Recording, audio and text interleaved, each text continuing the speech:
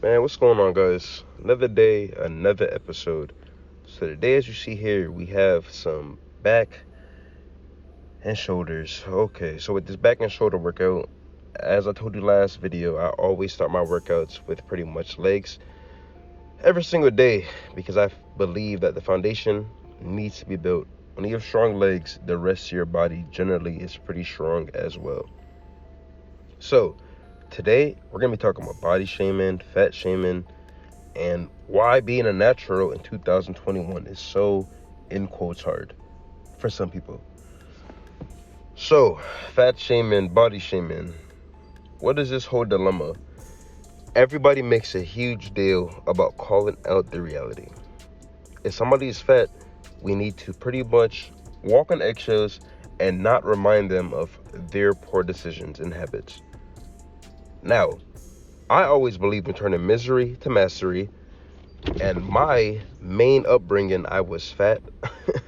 I used to be called Fat Albert because I lived in a white town and I was consistently torched on a consistent basis for pretty much being overweight.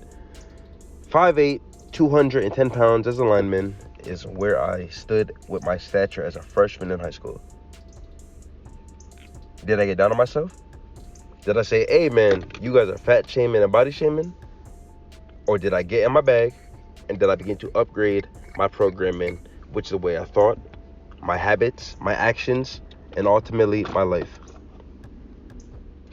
That summer, yes, it was kind of drastic. And that is what taught me a major lesson that no matter what you do, when you try to appease other people, you still will lose. Until you become satisfied and comfortable in your own skin for your own self, you will never optimally become your best self. So I used to get called Fat Albert once more. They used to call me fat. I didn't know much about nutrition, so I didn't eat much to lose a lot of weight. And I ran consistently. So yeah, I was a strong lineman. And what I did with my pretty much my journey to pretty much stop being bullied is I gained tons of stress because I was in a catabolic state and lots of cortisol from running consistently every single day with very low malnutrition focus. So what I learned is you easily could go from being super overweight to super super underweight, where I then, yes, I grew to 6'1", 138 pounds. So think about that drastic measurement. 210 pounds, 5'8", to 6'1", 138. So I went from pretty much being fat and overweight to being skinny and literally have my ribs protruding out on a consistent basis. And then the jokes came in again. So that's why I say you can't appease anybody. Just pretty much learn what you want for yourself. That could be aesthetically, mentally, spiritually, physically, and then set out to do it. I am so thankful that I was not in a victim mind state when I used to be called fat, or when I further became skinny and was called Oscar Proud from the Proud family, or so many other what in quotes would be considered degrading. I saw it as I love these jokes because what they don't know is I'm a closet worker, and that is really what bred my current mentality today. I'm a closet worker. Sometimes if I really did not, I guess, in quotes, motivate certain people, I promise you I'd be off the grid. In 2018, I completely got off of social media for 2 years, and that is when I really began to delve into meditation, mindfulness, and just becoming deep and gross in prayers in my communication, relationship, and devotion to higher being. During that state, I was running so much while working a 6 a.m. to 2 p.m. job. Then I would proceed to work out again after, and I would do 5-minute plank in the evening. I was just becoming a higher ascending being in real time. So once you begin to, like I say, unplug from the matrix and almost lock into who your inner core is, which means it is taking out feeling, taking out emotion. Feeling is, today I don't feel like doing stuff because I'm tired. Emotion comes and goes. So emotion is, oh my God, I look like shit. That's an emotion. Because let's say, for instance, I was fat and I was like, I hate the way I look, I feel like shit. And then I were to pretty much level up where I am now, my mindset is different. So that's why I know emotion does not stay. Emotion is something for a time period, and it always goes away. So don't ever think how you feel today is how you will feel tomorrow. Long story short. So yeah, I fully believe in fat shaming. I fully believe in body shaming. Not because I am a negative, egotistical piece of shit, but because I believe that when you are told the truth, it almost allows you to face the man or woman in the mirror. A lot of us, we understand we have certain flaws, and we don't like to work on it because humans love comfortability. But when somebody consistently puts it in front of your face, you have no choice, because now you just are pretty much proving them right. If they say, yo, you're a fat, lazy piece of shit, and then you continuously stay with the same habits of a fat, lazy piece of shit, all you really did is prove them right. You almost had an unspoken agreement with each other that, yeah, you're right about how I am. Nah, what I used to do is I would run every single morning. I actually, it sounds so crazy, I would cry when I was training because, yeah, anybody could say it doesn't hurt and they could put on a facade and a straight face, which I did. But deep down, it did hurt because I'm like, they're not going to violate me and I'm not going to get that one up. You feel me? Same thing with pretty much relationships and having, let's say, a sister. My sister used to fry me, and all she really could say when I was growing up is, you're fat, and that's really it. So no matter how good I used to be feeling like I'm jabbing verbally, oh, I got her. Shut your fat ass up. Conversation done. I can't say nothing back. She's not fat. You feel me? So all these little things is what I call ammunition, and that's why I am the way I am today. My mind is so strong because when I was at my worst, I still heard the worst, and I lived to see another day. I'm not broken. I'm reborn. So now we're gonna talk about why being a natural in 2021 is so hard for some. Once more, because I don't give a damn if being a natural would never equate to pretty much somebody who's on steroids. I'm all about the long-term game, right? So if I do, let's say, my natural genetics and body and physique right now, if I were to throw every single steroid in the book in my body, I would blow up. I probably would begin to look like these top Instagram influencers. At what price? Word. Short-term gratification. I would look amazing. I would get so many deals, fitness, sponsorships. But what is going to happen when I become old and decrepit and I can't stand for myself? I can't wipe my own ass. I die of a early morbid death just due to, certain side effects of steroids and anabolic use. How can I look myself in the mirror if I have children and offspring and I'm in my bed dying because of a decision I made XYZ years ago? So being a natural is so hard if your main goal is to try to compare yourself to others who are superficial and artificial, essentially.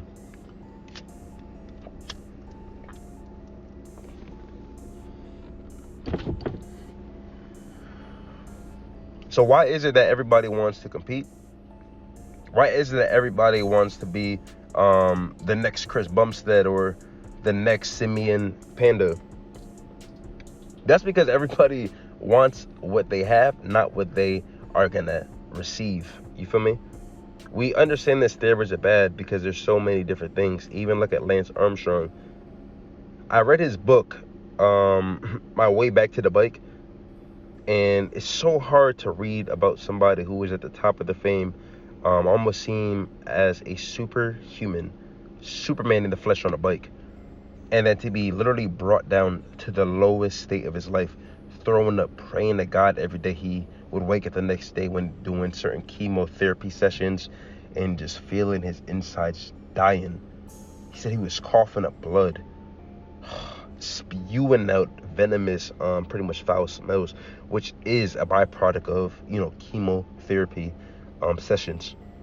So to think somebody as high could be as low as low off of a decision he makes to honestly impress the next person. Yeah, you get some money, get some millions, but money always comes and goes. I am somebody who likes to live on ethics and morale, and I'm not going to give away what I would consider selling my soul for some money and, temporary possessions and materialistic things. So being a natural for some is hard because they don't know themselves. I know who I am, and it was a long journey to discovering who I truly am. And I want you to begin to search for your true meaning, and more or less search for what makes you you.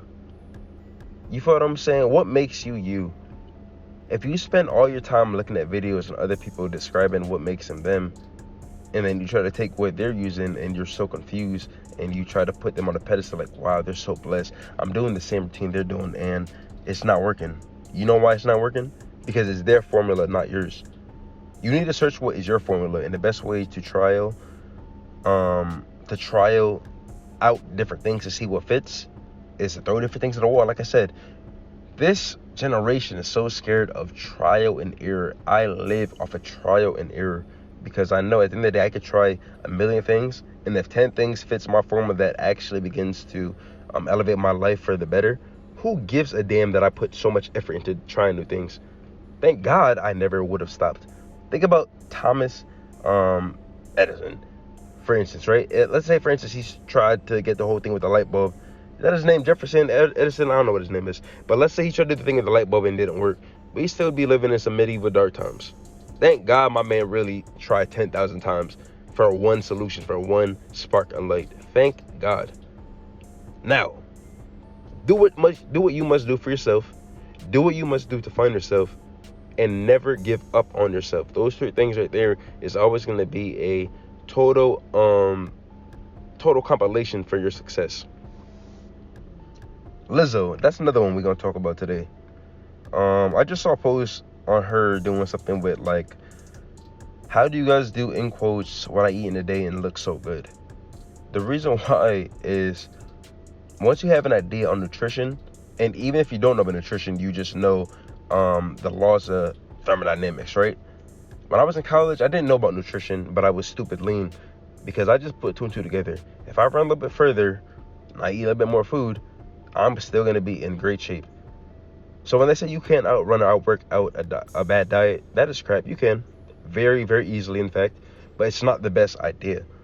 When you have an understanding on nutrition, the only thing it really does is it makes it easier for you to put off the weight.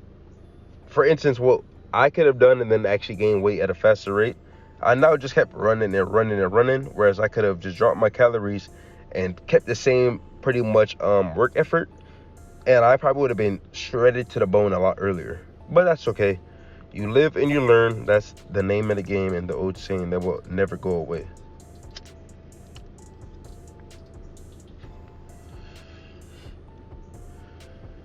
So these last few minutes of this video, I just will break down pretty much what was the main intention and purpose of my workout. So as you kind of can see, if you can, let me inform you. I do lots of high volume with a few heavy sets in between my back and shoulder days. I first started after doing those Bulgarian split squats. I settled at 2 sets of pull-ups, around 15 reps. 10 to 15 is what I usually aim for.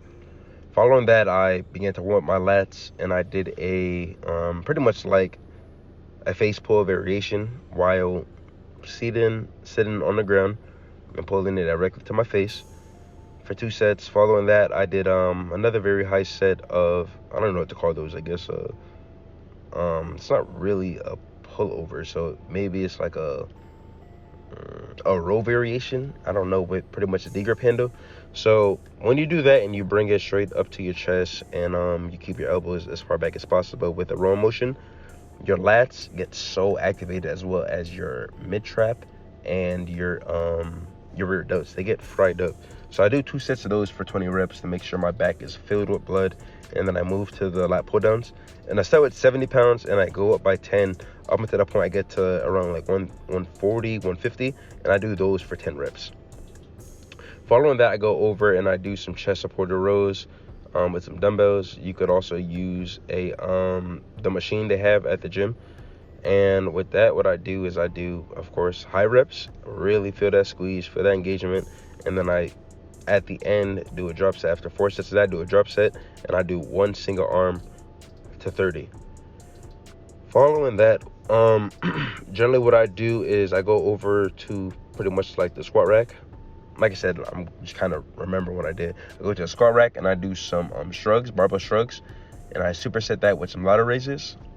And that right there is just a killer in itself for building a strong, thick upper back, as well as very round cap shoulders. And following that, I proceed to go do 2 more heavier sets with behind the back shrugs, and then I go up in the weight with ladder raises, and I do 10 reps for 2 sets. And then I proceeded to do on a stability ball some, I guess you could say, rear delt dumbbell flies, following some kneeling front raises just to really fry those delts. this was a killer, because after doing all those other movements, I was so sore and fatigued. But what's the old saying? No pain, no gain. And it is forever do more to be more. That is my motto for life. And if there's anything I could give you, it is that: forever do more to be more. If you think you're not doing enough, you are entirely right. Not kinda, or maybe, you are entirely right. If you feel like you're not doing enough, you're not doing enough. Because your body and mind will never lie to you. When you get to a state where your mentality is do more to be more, there's never enough. There's always something else you could accomplish and pretty much complete for your mental well-being. So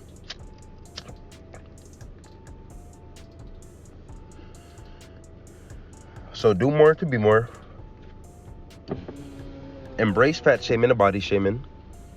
Stop listening to people talk about bullshit about how they don't care, because I thank God that I care when people were disrespecting me for my weight, both being overweight and underweight. And being a natural is not hard in 2021, because you could be the best natural if you wanted to. That's how I see it. I'm somebody who wants to be the best at life, not the best in the weight room. Because yeah, the weight room is cool for an hour, but what are you doing the other 23 hours a day to become an optimal male or female? That's what you need to ask yourself. If you can answer that, that is for your research and your homework for this next upcoming week. As always, stay great to be great, and forever do more to be more. Like, comment, subscribe. Peace.